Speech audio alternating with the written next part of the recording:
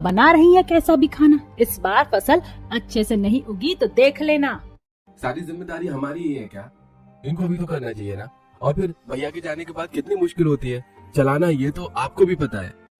अर्जुन, आज अपनी जुबान पर ये बात लेकर आ गया, दोबारा नहीं।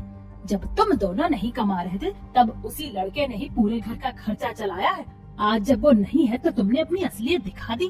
अरे क्या राजू तुम्हारा बेटे जैसा नहीं है क्या?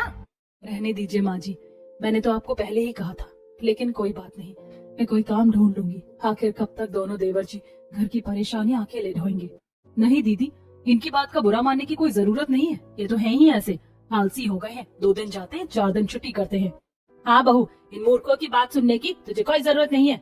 कमलेश क्या सोचेगा हमारे बारे में कि उसके जाने के बाद हम तेरा और राजू का ख्याल भी नहीं रख पा रहे। तुझे कहीं भी जाने की जरूरत नहीं है। चांदनी बहू जो है बना ले, इनको भी यही खाना पड़ेगा। हाँ बना लो तुम लोग, हम बाहर से आते हैं। बस इन लोगों को आता क्या है, टहलते रहेंगे इधर से उधर। फिर दोनों भाई गमछा सिर पर डालकर धूप में घूमने के लिए निकल जाते हैं और चलते चलते अपने खेत में आ जाते हैं, जिसकी फसल को उपजाऊ करने के लिए उन्होंने कर्ज पर जमीन दी थी और खेती कर रहे थे। दोनों भाई एक नंबर के आलसी होते हैं। क्या लगता है भैया, इस बार फसल उग जाएगी ना? और हम साहूकार के पैसे चुका देंगे और थोड़े दिन में आने ही वाला होगा। हाँ, फसल देखकर लग तो रहा है अगले हफ्ते इसका अच्छा दाम मिल जाएगा। तो घर में भी कुछ खाने पीने को ले आएंगे। क्या करें, आलस भी आता है और माँ की बातों का बुरा भी लगता है। और इन सब में संध्या भाभी पिस जाती है। हाँ भाई, उनके लिए तो मुझे भी बुरा लगता है। वैसे जब भैया थे तो घर में किसी चीज की कमी नहीं होने देते थे। उनके बाद से सारी जिम्मेदारी हम पर आ गई है। हाँ सो तो है। वहीं घर पर पड़ोसन वंदना आती है। ओहो, मुझे लगा तुम्हारे घर से कढ़ी चावल की खुशबू आ रही है, लेकिन यहाँ तो खिचड़ी बन रही है। शायद पास वाले घर में बीना बना रही होगी। हाँ, खिचड़ी बन रही है, तू खाएगी वंदना? ना भाई ना, ये सुख खाना मेरे से नहीं खाया जाता है। वैसे भी मैं अपने घर में अभी पनीर की सब्जी खाकर आई हूँ। तेरे घर में 3 बहू हैं, 2 बेटे हैं, फिर भी घर की हालत सुधर नहीं रही। और एक मेरा बेटा पूरे घर का खर्च संभालता है। अगर ऐसी चुभोने वाली बात बोलकर तेरा दिल हल्का हो गया है तो अपने घर चली जा। हम जैसे हैं इसी में खुश हैं। ठीक है, वैसे भी इस गर्मी वाली झोपड़ी में रहना किसको है। मुंह फुलाकर वंदना चली जाती है। इतने में खेलने के बाद दोनों बच्चे घर में आकर बैठ जाते हैं। मम्मी, मम्मी भूख लगी है, मुझे भी खाना दे दो, बहुत भूख लगी है। हाँ बच्चों, ये लो। दोनों बच्चे खिड़की देखकर मुंह बनाते हैं। अरे ये कौन खाता है मम्मी? चाची दादी है, नहीं खाना है। हाँ मम्मी। अरे मैंने आम का अचार बनाया था बहू, जरा लेके आ। मुझे खिचड़ी के साथ वो बहुत अच्छा लगता है, लेकिन बच्चों को तो खिचड़ी ही नहीं खानी है तो आम का अचार मत देना। ठीक है माँ जी। अरे नहीं नहीं चाची, हमें दादी के हाथ का आम का अचार दे दो, हमें खिचड़ी से बहुत अच्छा लगता है। हाँ हाँ मम्मी दे दो। वाह माँ जी, मान गया आपको बच्चे पालने का बहुत एक्सपीरियंस है। हाँ वो तो होगा ही। इतने में दोनों के पति भी आ जाते हैं और सब साथ बैठकर खाना खाते हैं। अगले दिन ही दोपहर में साहूकार 2 आदमियों को लेकर गुस्से में बही खाता खोलकर कहता है। अरे भाई क्यों भाई अर्जुन और मोहन, 6 महीने हो गए, न प्याज दिया न मूल पैसा, कब देने का इरादा है?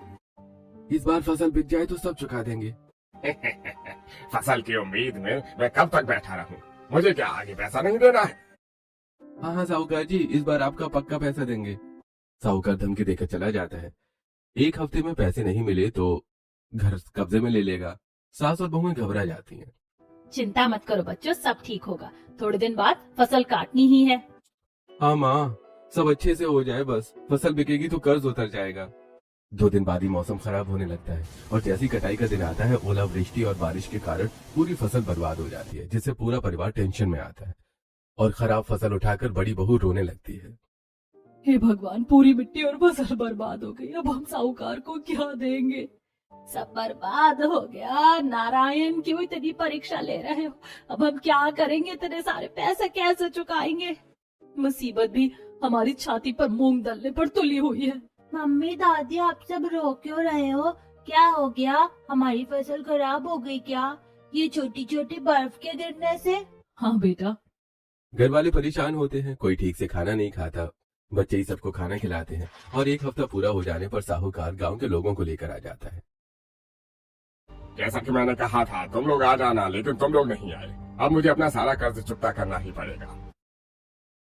साहूकार जी, हमें थोड़ा और टाइम दे दीजिए। मौसम ने सब खराब कर दिया, वरना हम तो आपको फसल के पैसे देने ही वाले थे। देख लिया गांव वालों तुमने, ये लोग पैसे लेकर गिड़गिड़ाना जानते हैं, लेकिन आज मैं किसी की नहीं सुनूंगा। ये देखो, इस कागज पर अर्जुन तुम्हारी अंगूठे का निशान है, जिस पर साफ साफ लिखा है कर्ज न चुकाने पर ये घर मैं हथिया लूंगा। अब तुम लोग अपना बोरिया बिस्तर बांधो और निकल जाओ। मजबूर मत करना कि सामान फेंकना पड़े। अरे साहूकार जी, एक घर ही तो है हम पर, अब हम सबको निकाल देंगे तो हम सब कहाँ जाएंगे? कुछ नहीं तो हमारे छोटे छोटे बच्चों के बारे में सोचिए। ये धोखा है साहूकार जी, आपने तो मुझे नहीं बताया कि बदले में आप मेरा घर गिरवी रखने वाले हो। मुझे पढ़ना नहीं आता, इसका मतलब ये नहीं है कि आप अंगूठा लगवा लो। अब फालतू की बातें मत करो, तुम गरीब लोगों का ना यही है, पैसे ना देना, कुछ तो सिक्योरिटी में लेना पड़ेगा ना। अब निकल जाओ। अरे बिल्कुल सही हुआ तुम लोगों के साथ, वरना साहूकार जी को तो तुम झूठ साबित कर देते हमारे सामने। ऐसे लोगों के साथ ऐसा ही होना चाहिए। कुछ नहीं हो सकता दीदी, सामान समेटना ही पड़ेगा। तीनों बहुएं घर के बर्तन, कपड़े और बच्चों का सामान समेट लेती हैं। साहूकार उस घर में रहने लगता है और वो लोग भटकते भटकते एक छांव में आकर खड़े हो जाते हैं। गर्मी और पसीने से सबका चेहरा लाल था। बच्चे परेशान हो रहे थे। चांदनी उन्हें पानी पिलाती है। मुझे भी पानी पीना है दादी, हम कहाँ जाएंगे? पता नहीं अब कहाँ जाएंगे। जिस घर को बनाने में जिंदगी निकल गई, आज उसे ही छोड़ना पड़ गया। तुम दोनों को जरा सा भी अफसोस है कि नहीं अर्जुन मोहन? कुछ लापरवाही तो तुमने भी की है। हम शर्मिंदा हैं माँ, लेकिन फसल तो हमारी खराब हुई है। मेहनत तो हमारी गई, जिसमें अब हम कुछ भी नहीं कर सकते। न जाने क्या होगा। चलिए चलते हैं, अंधेरा होने से पहले एक सही जगह ढूंढनी है। पैसे भी नहीं है कि किराए पर कहीं चले जाएं। और इतने लोग एक ही कमरे में रह भी नहीं सकते। सब लोग वापस चलने लगते हैं। जंगल पार करते वक्त उनका पानी खत्म हो जाता है। तभी नदी मिलती है और अनीता वहाँ से पानी भरती है। तीनों बहू अपने चेहरे पर ठंडा पानी डालती है। अब जाकर थोड़ा सुकून आया, वरना गर्मी ने तो दिमाग की पेच ही ढीले कर दी। इतनी देर से चल रहे हैं, समझ ही नहीं आ रहा कहाँ रुकेंगे। मैं तो कह रही हूँ जंगल में हमें नदी के आसपास ही रुक जाना चाहिए, कम से कम पानी तो है। हाँ दीदी, लेकिन कोई सटीक जगह भी तो होनी चाहिए। जंगल है, ऐसा ना हो जंगली जानवर आ जाए। बात तो सही बोल रही है छोटी बहू। तभी बच्चे नदी के पास से खेलते खेलते थोड़ा अंदर जाते हैं, जहाँ एक बहुत बड़ा विशाल बरगद का पेड़ था। तने फैली हुई थी, आसपास बैठने की काफी खुली जगह थी। तब संध्या जैसी उनके पीछे जाती है तो हैरान हो जाती है। अरे बच्चों, तुम यहाँ? बाप रे, ये जगह तो बहुत अच्छी है। यहाँ पर ठंडक भी है पेड़ की छांव के नीचे। मम्मी, अनीता, चांदनी, देवर जी, जल्दी यहाँ पर आइए। तभी संध्या की आवाज पर सब आकर, अरे क्या हुआ बहू, क्यों चिल्ला रही है? हाँ जेठानी जी, बताइए ना। वैसे इतनी गर्मी हो रही है, तुम लोग अपनी आंखों से खुद ही देख लो। ये कितनी अच्छी जगह है, यहाँ तो हम आराम से रह सकते हैं। इतनी गर्मी भी नहीं है, ठंडक ही ठंडक है। हाँ दीदी, ये तो एकदम बढ़िया है। जब तक कोई रहने की जगह ना मिल जाए तब तक के लिए यही बढ़िया है। मम्मी मम्मी, इस जगह पर हमारे लिए झूला बना दो ना। हाँ चाची, हमने अपने किताब में देखा था, एक लड़की ऐसे पेड़ पर झूले पर झूलती है, हमें भी झूलना है। ओह बच्चों, तुम कितनी जिद करते हो, लग सकती है तुम्हें। हाँ बच्चों, ये ठीक नहीं है। ए पापा, मुझे तो झूलना है। अरे बेटा, हम सब यहाँ पर है ना, इन बच्चों के लिए झूला बना दे, हमारी निगरानी में झूल लेंगे। हाँ भैया, बना दीजिए। मैं रस्सी भी लाई हूँ कपड़े सुखाने वाली, वहाँ से निकाल कर। ठीक है, बना देंगे। थोड़ी देर में बच्चों को भूख लगने वाली है, मैं मिट्टी का चूल्हा तैयार कर लेती हूँ। शाम भी होने को है। अजी आप लकड़ी ले आते और थोड़ी घास वगैरह भी। हाँ, सोने का भी इंतजाम करना है। तब तीनों बहू वहाँ से घास फूस उठाकर बांध लेती हैं और उसी के झाड़ू की तरह इस्तेमाल कर सफाई कर देती हैं।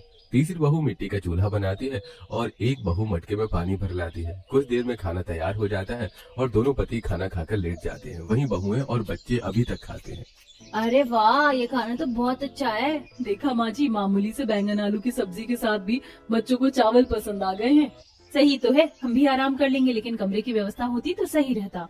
मोहन, अर्जुन, ऐसे पसरने से कुछ नहीं होगा। तीनों बहू जब काम कर रही है तो तुम्हें भी करना चाहिए ना, लेकिन तुम्हारा आलस जाता ही नहीं है। उसी आलस की वजह से कहीं ना कहीं हम अपने खेत से बिछड़ गए और घर से भी। 2-4 पैसे जोड़ते तो ऐसे वन में भटकना नहीं पड़ता। बस करो माँ, जब देखो हमेशा सुनाती रहती हो। इतनी भी कमी नहीं है, हमें थोड़ी सी लापरवाही हुई है, इसका मतलब ये नहीं अब सुनाती रहोगी। और थोड़ा सा आराम नहीं करेंगे? इतनी देर से थक गए हैं, लकड़ी भी तो लेकर आए हैं। हाँ माँ, कर लेंगे काम। वैसे भी अब तो हमारे पास अपनी खेती का काम भी नहीं है। पता नहीं कैसे घर का खर्चा चलेगा, खाना पीना कोई साधन नहीं है। दोनों भाइयों की बात सुनकर सावित्री चुप हो जाती है और तीनों बहुएं भी आपस में बातें करती हैं। दीदी, मुझे तो चिंता हो रही है। सच में कैसे हमारा खाने पीने का जुगाड़ चलेगा और हमारे पति क्या काम करेंगे? वही तो मुझे भी समझ नहीं आ रहा। वो सब छोड़ो, चींटी आ जाएगी, खाना पीना हटा देते हैं। बच्चों ने चावल गिरा दिए हैं, हम भी लेट जाते हैं। बहू बाकी सफाई करके घास वास और चद्दर डालकर लेट जाती हैं। बच्चे भी सो जाते हैं और दोनों भाई पेड़ के किनारे लकड़ी का चबूतरा बनाकर तैयार कर देते हैं, जिस पर वो दोनों आराम से लेट जाते हैं। रात होती है, शाम का खाना खाकर बहुएं मशाल जला लेती हैं। अब सही रहेगा, रात को कोई जंगली जानवर नहीं आ पाएगा। हाँ दीदी, सुरक्षित सो सकती हैं। वो सब लोग आराम से सो जाते हैं। रात को ठंडी हवा चलती है, जिससे उन्हें अच्छी नींद आती है और सुबह पक्षियों की आवाज से वो सब उठ जाते हैं। फिर नदी पर जाकर सब लोग हाथ मुंह धो लेते हैं। बहू चाय बना देती है और कुछ भुट्टे के दाने होते हैं, उनका चटपटा नाश्ता बना देती है। वाह बहू, तो ये भी लेकर आई थी। हाँ माँ जी, घर में ज्यादा खाने पीने का राशन कहाँ था, जो था वो जल्दी से पोटली में बांध लिया।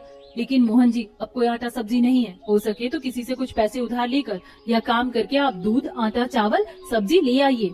हाँ ठीक है, देखता हूँ।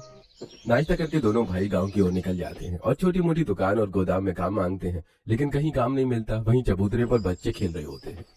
अरे मम्मी, आपने चाचू से क्यों नहीं बोला कि वो एक पेड़ वाला घर बना दे, जैसे हमारी कहानी में होता है? बन सकता है ना ऊपर की तरफ कमरा? नहीं बेटा, ऐसा कुछ नहीं होता, और गिर भी तो सकते हो, यहीं पर ही रहो। नहीं नहीं, मुझे तो पेड़ वाला घर चाहिए। आपने झूला भी नहीं लगाया। हाँ बड़ी मम्मी, झूला भी चाहिए, झूला भी नहीं दिया।